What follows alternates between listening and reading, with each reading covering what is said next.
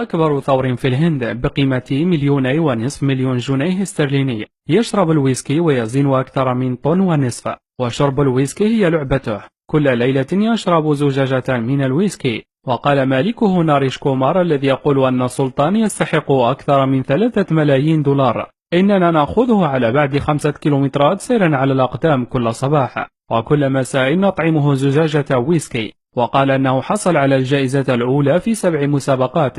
ناريش من ولاية هاريانا في الهند يطالب بحقيقة أن ثوره هو أغلى وأكبر ثور في الهند، وبالنظر إلى فاتورته الغذائية هذا يكفي. كل يوم يستهلك التفاح 14 كيلوغرام، والجزر 19 كيلوغرام، و9 كيلوغرام من الحبوب، و9 كيلوغرام من الخضر. يخلط كل ذلك مع العشرات من علب الحليب. يتم تعويض فاتورة البقالة المكلفة من سلطان من ثمن السائل المنوي، والذي يبلغ قيمته حوالي 150 ألف دولار سنويا.